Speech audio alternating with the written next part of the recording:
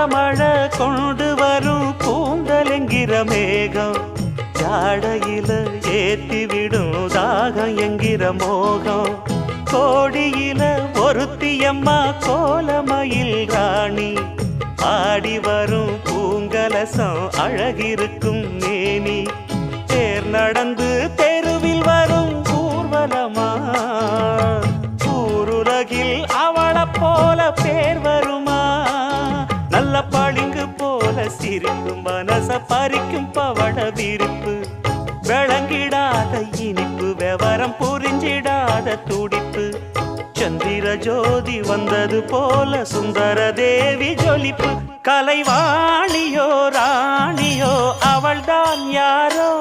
சிலை மே